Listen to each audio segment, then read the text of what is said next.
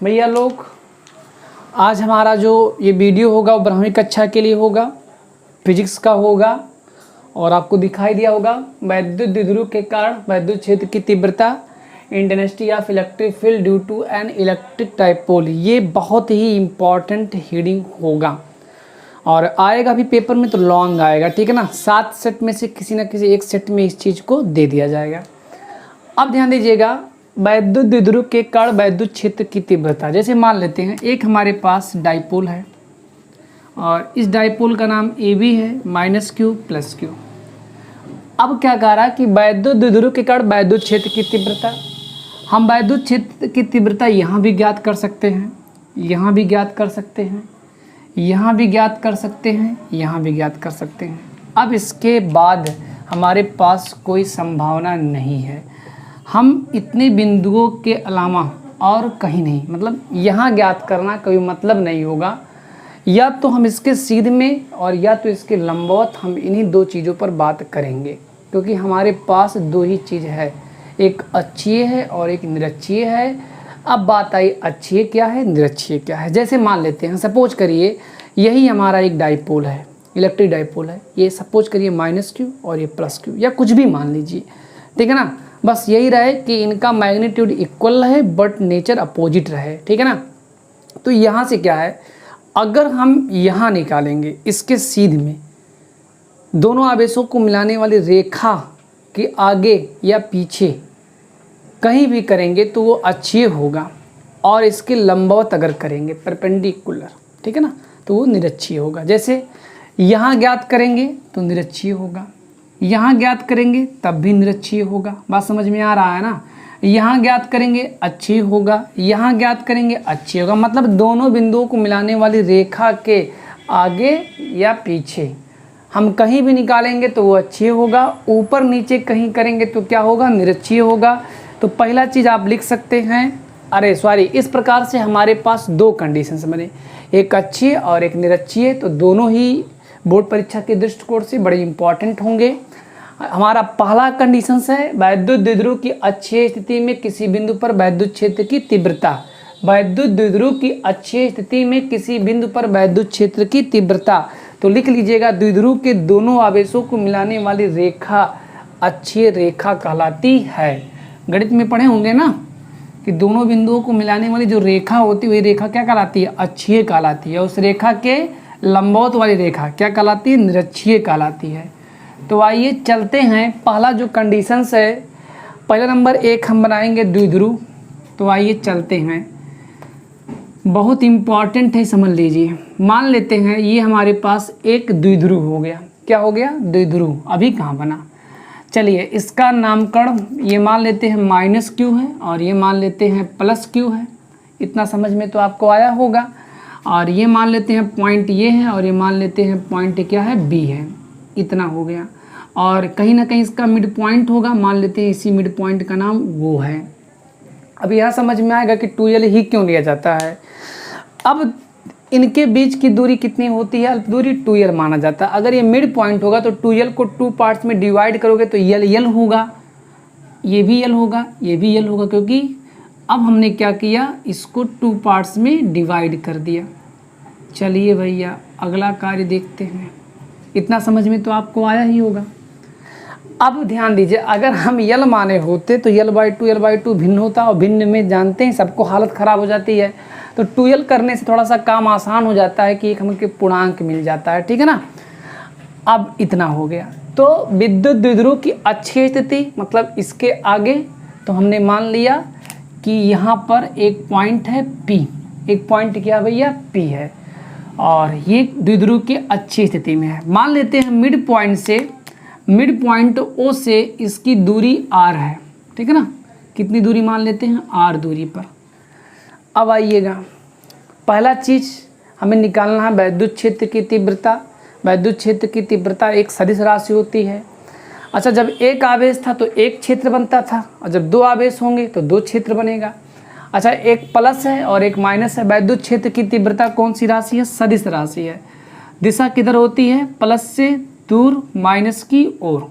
अब ध्यान दीजिएगा, यहाँ से क्या है कि आपके पास एक +Q है अब प्लस क्यू होगा तो प्लस से दूर जाएगा और माइनस की ओर जाएगा, तो इसलिए यहाँ पर क्या होने वाला है, ध्यान दीजिएगा।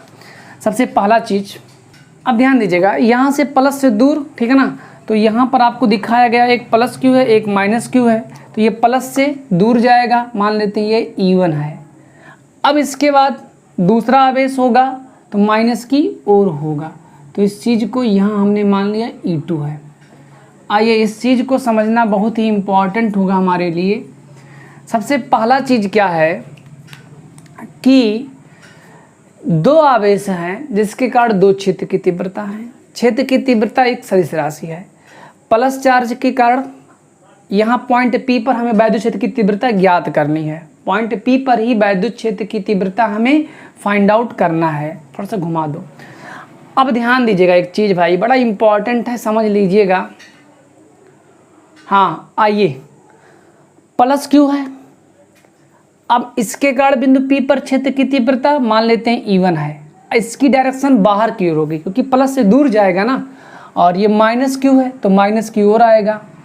इस प्रकार से हमारे पास दो क्षेत्र की तीव्रता हुई, एक U1 हुआ एक U2 हुआ। अब इसका रिजल्टेंट कितना होगा, जैसे मान लेते हैं एक बॉडी है, इस बॉडी पर एक फोर्स 10 का लगाया जाए, एक फोर्स 10 का लगाया जाए, तो वो क्या हो जाएंगे भैया, बॉडी कहीं नहीं विस्थापित होगी।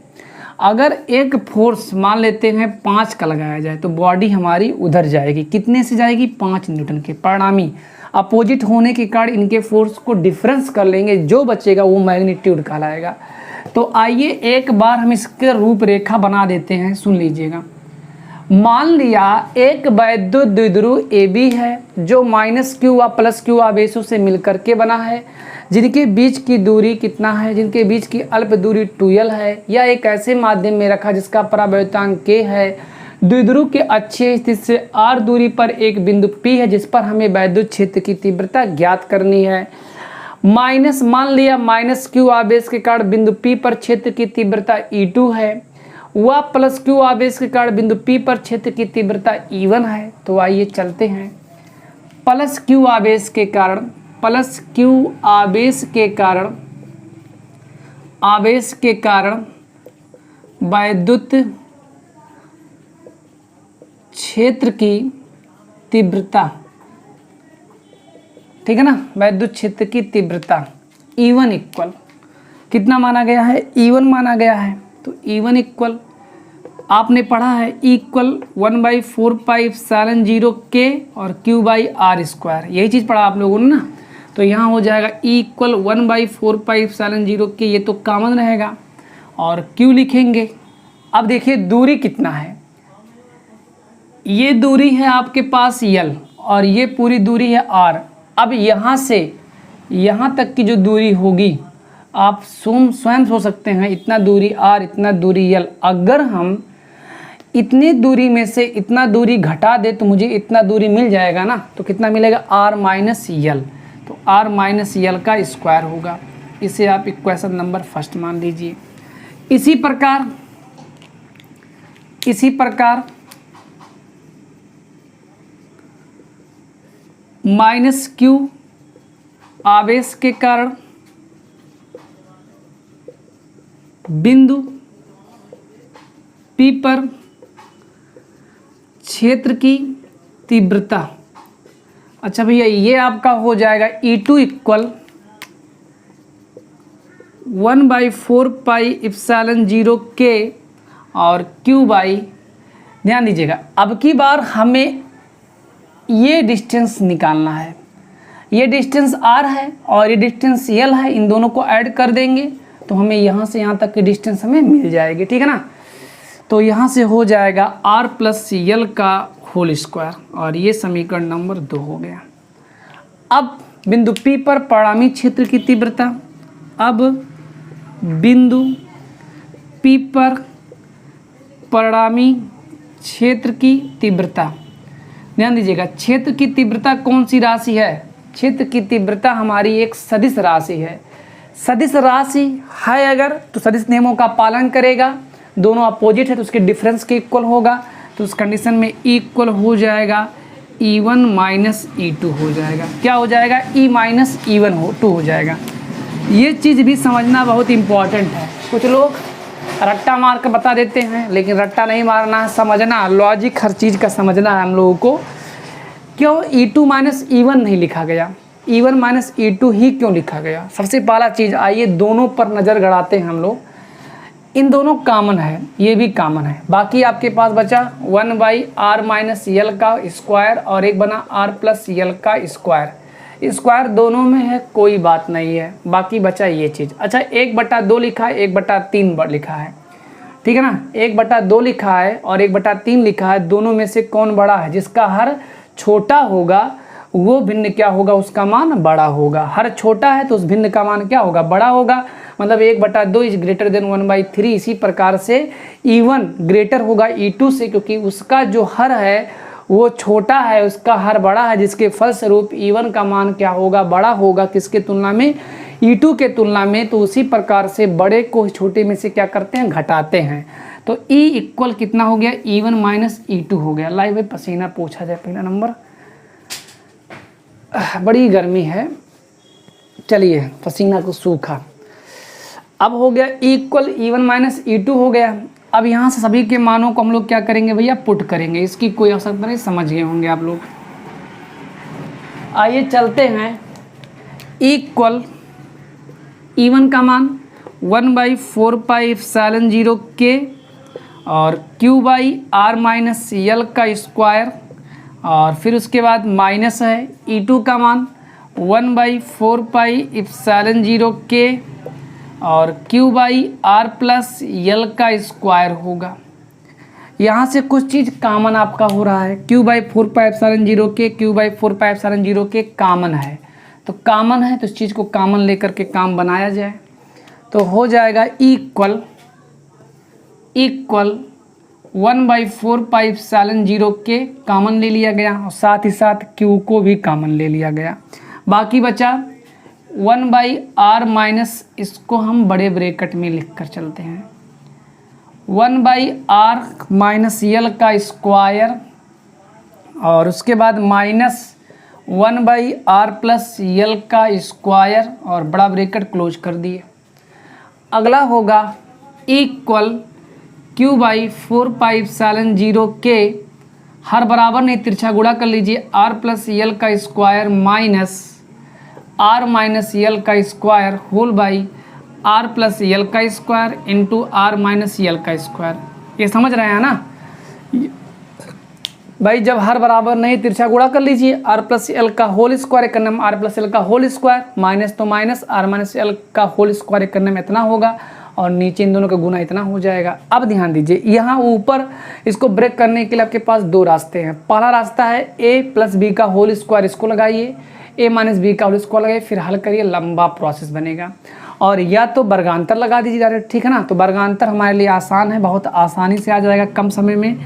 तो इक्वल हो जाएगा आपके पास Q/4πε0 k और इतने को मान लीजिए a और इतने को मान लीजिए b, a square minus B square, एक ब्रैकेट में a प्लस b, मतलब a के जगह पर r प्लस यल और प्लस b r माइनस यल, और एक ब्रैकेट में a माइनस b, तो a के जगह पर r प्लस यल माइनस r, ये माइनस क्या हो जाएगा प्लस, और बाई r प्लस यल का स्क्वायर और r माइनस यल का क्या हो जाएगा? स्क्वायर हो जाएगा, ठीक है ना। अच्छा, इस चीज़ को हम लोग ऐसे लिख सकते हैं, अरे भाई a स्क्वायर और b स्क्वायर, इसको ab का होल स्क्वायर लिख सकते हैं ना।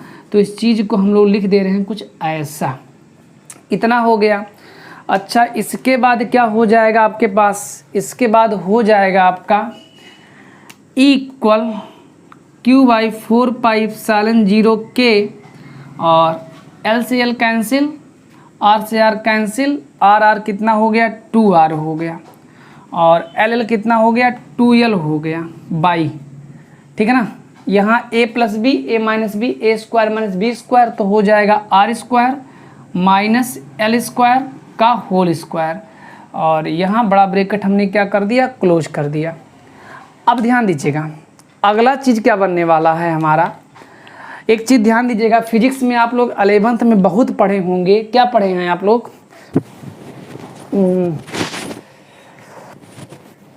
आइए चलते हैं, क्या पढ़े होंगे ध्यान दीजिएगा। पढ़े हैं कि ये दूरी यल है, ये दूरी आर है। अब देखिए यल जो है आर की तुलना में बहुत कम है। जैसे मान लेते हैं 0.5 है, 0.5 देखिएगा एग्जाम्पल के थ्रू, 0.5 का स्क्वायर करेंगे कितना हो जाएगा, 25 हो जाएगा, और 2 के बाद दशमलव तो 0.25 होगा।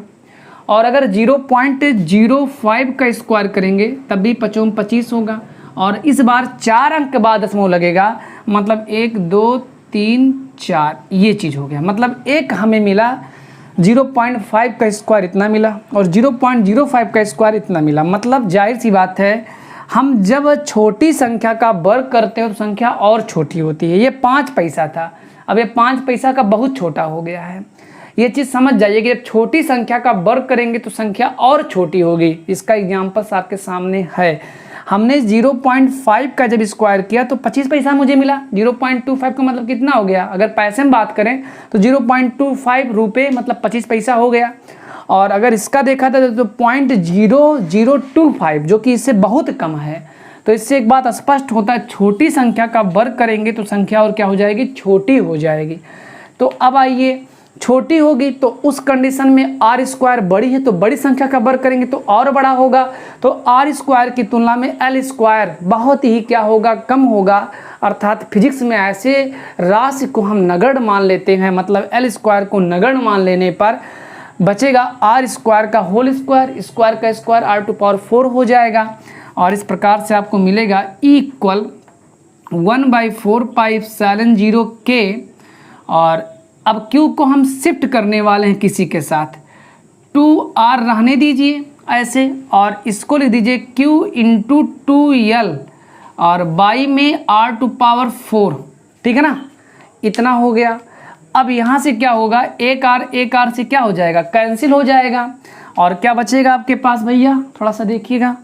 देखिए बड़ा इंपॉर्टेंट पॉइंट आने वाला है, इक्वल 1/4 पाई एप्सिलॉन 0 के बचेगा, और इनटू में यहाँ बचेगा 2 बचेगा, बिल्कुल बचेगा। और हमने बताया था ना कि दोनों आवेशों में से एक आवेश का परिणाम तथा उनके बीच की अल्प दूरी के गुणनफल को क्या कहते हैं, द्विध्रुव आघूर्ण कहते हैं।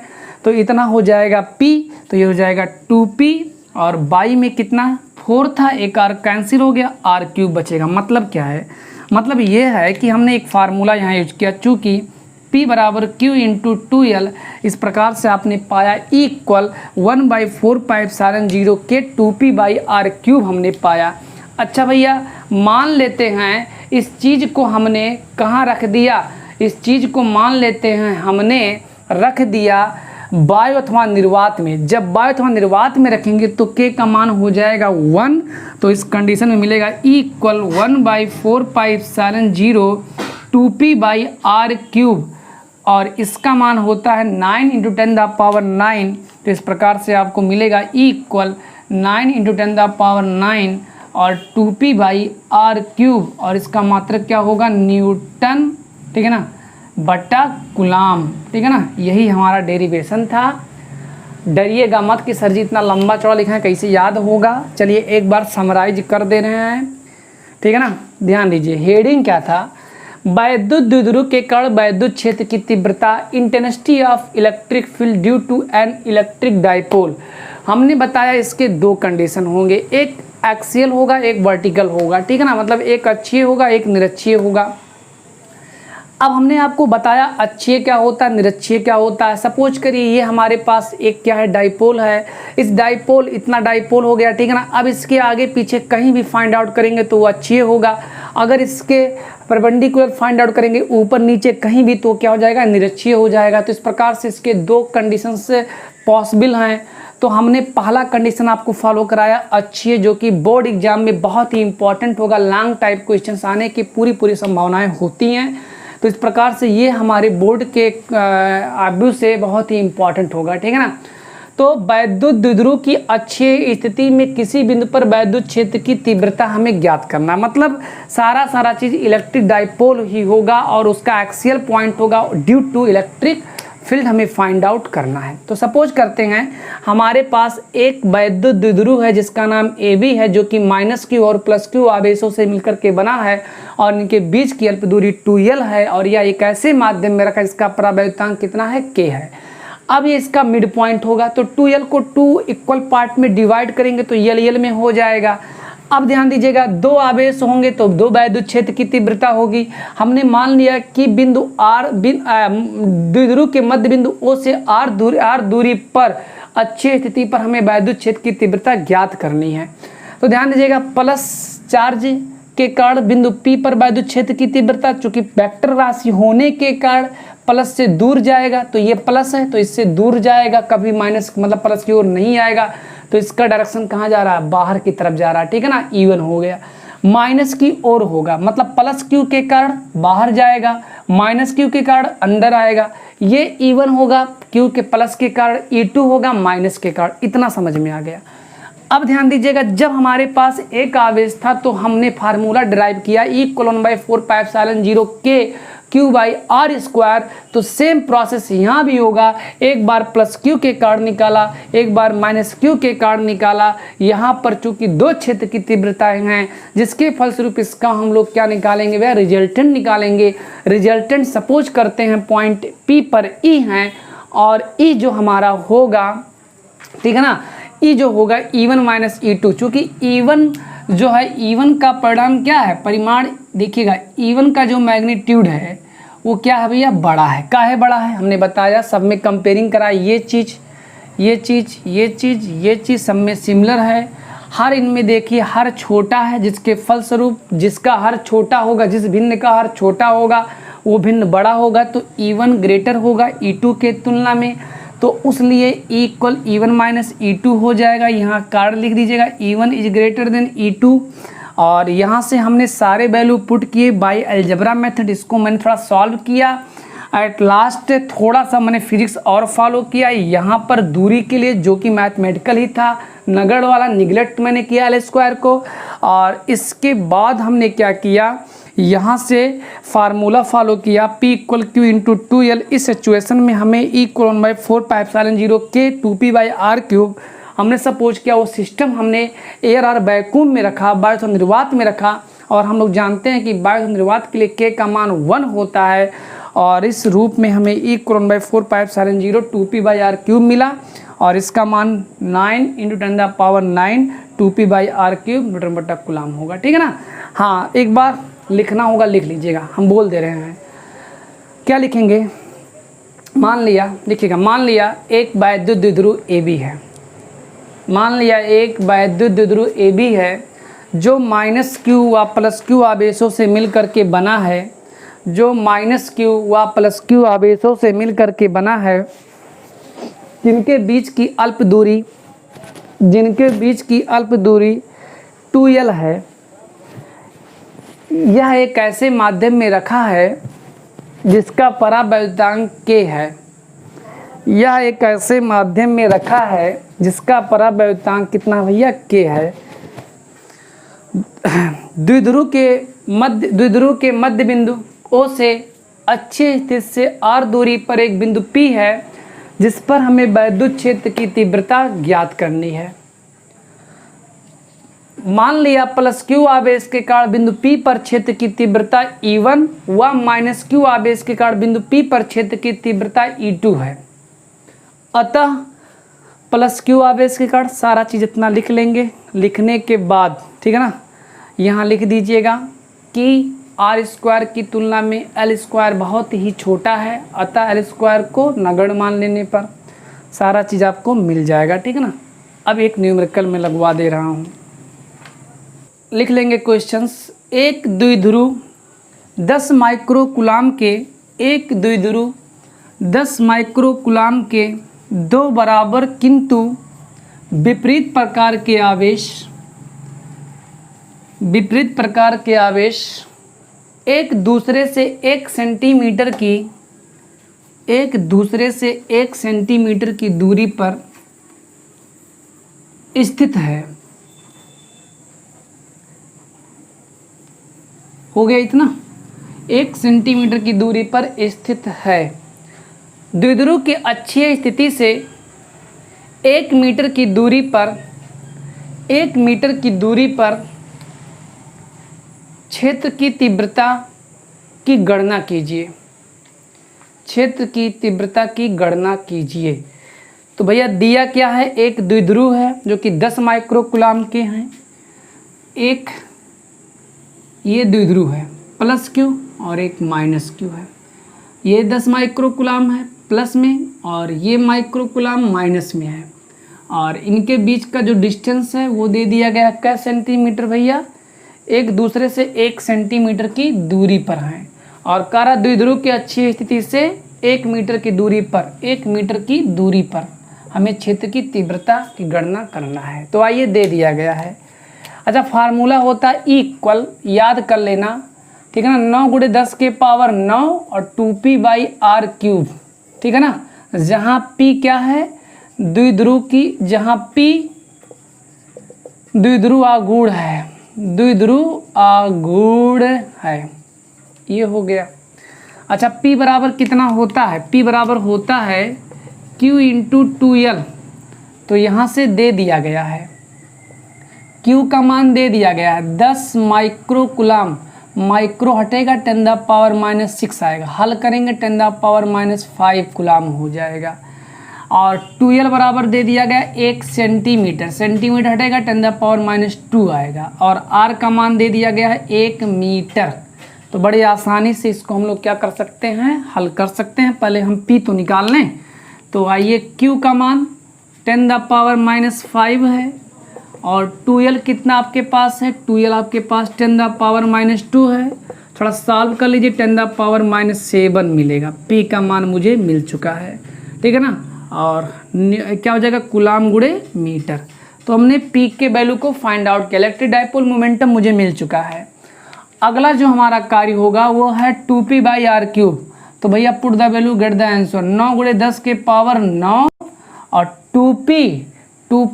2 हो गया, p का मान आया 10⁻⁻7/r³, r³ का मतलब 1 का क्यूब, और 9 दूनी कितना हो जाएगा 18, ठीक है ना, 9 दूना 18 और 9 में 7 गया, कितना बचेगा आपके पास भैया, आपके पास बचेगा 10⁻², मतलब हो जाएगा 18 × 10⁻², इसको लिख सकते हैं अच्छे से 1800 न्यूटन बटा कुलाम अथवा वोल्ट प्रति मीटर। यही हमारा क्या होगा आंसर होगा, नोट कर लीजिए।